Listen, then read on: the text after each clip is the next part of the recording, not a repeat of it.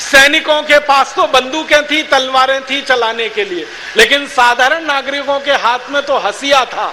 कुछ साधारण नागरिकों के बारे में अंग्रेज दस्तावेज बताते हैं, अंग्रेजी दस्तावेज, कि उनके हाथ में खुरपी थी, खुरपा था, हसिया था। ऐसी चीजों को लेकर ये सारे नागरिक इकट्ठे हुए थे।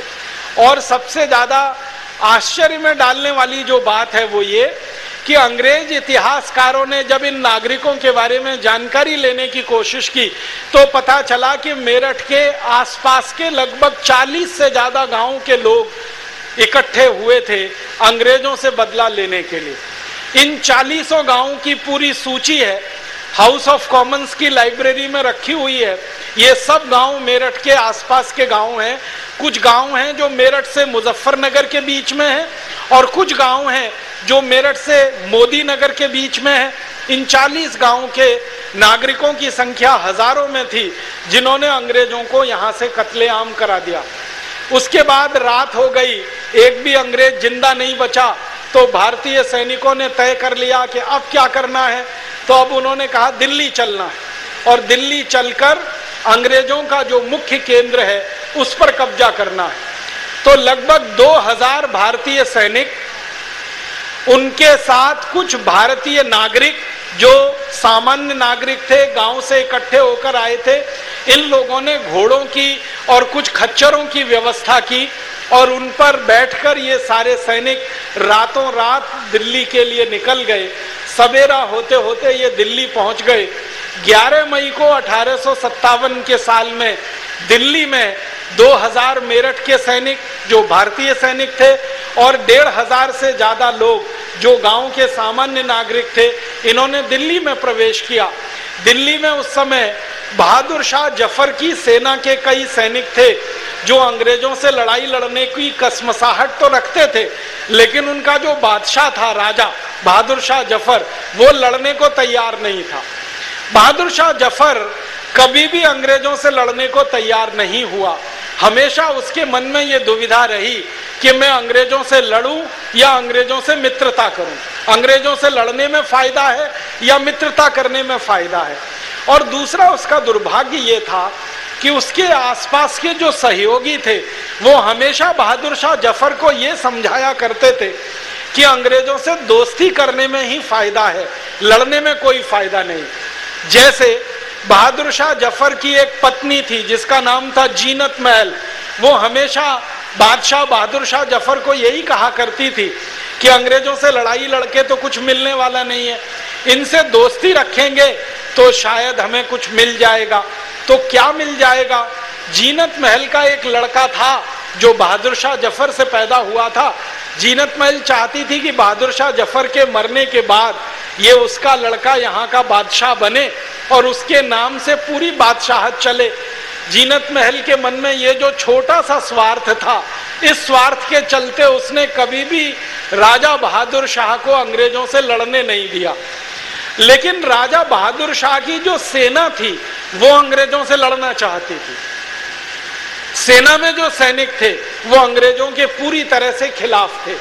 तो हुआ ये कि जब मेरठ के सैनिक वहां पहुंचे और इन्होंने बहादुर शाह जफर के महल में जाकर ये जानकारी दी, महल माने लाल किला, लाल किले में बहादुर शाह जफर रहा करता था, वही उसके महल के रूप में इस्तेमाल हुआ करता था। तो सैनिकों ने जाकर ये सूचना दी कि मेरठ में तो क्रांति हो गई है और अब वो क्रांति दिल्ली में हमें करनी है।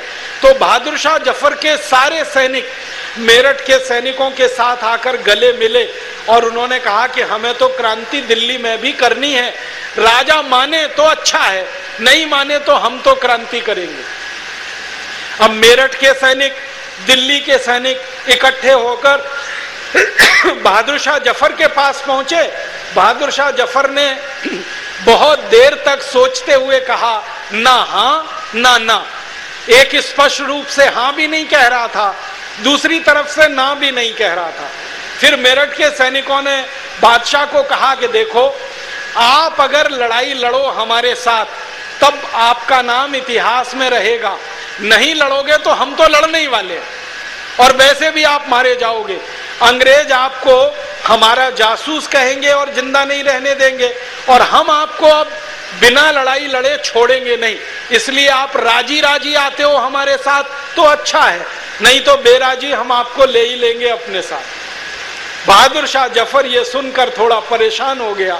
फिर उसने मेरठ के सैनिकों से कहा कि भाई मेरे पास तो राजा की पदवी भी नहीं है, ये तो अंग्रेजों ने छीन ली है, मैं तो नाम का राजा हूं, ना मेरा कोई कानून यहाँ चलता है, ना मेरा कोई हुक्म मानता है, ना मेरे पास पैसे हैं, ना मेरे पास कोई धन दौलत है, मैं तो गरीबी में जीवन बिता रहा हूं, मैं तो आपको तनख्वाह भी नहीं दे सकता, पगार नहीं दे सकता।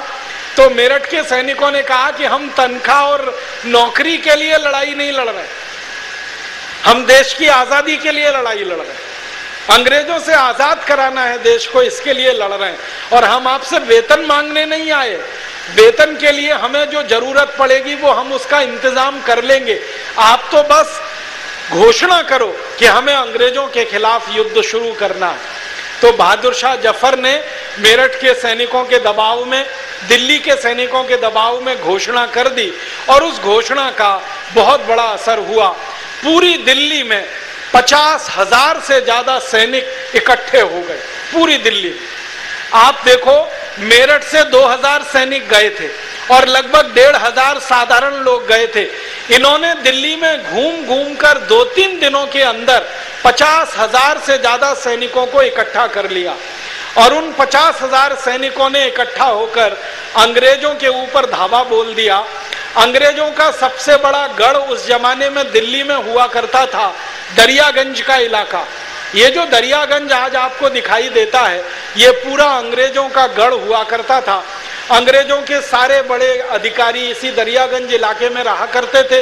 अंग्रेजों के जितने बड़े ऑफिसेस थे, कार्यालय थे, वो दरियागंज इलाके में चला करते थे।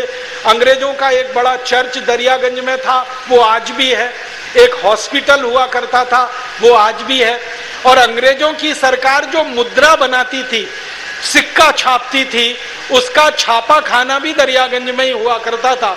और अंग्रेजों का एक बहुत बड़ा अखबार निकलता था उस जमाने में, उसकी प्रिंटिंग प्रेस भी दरियागंज में।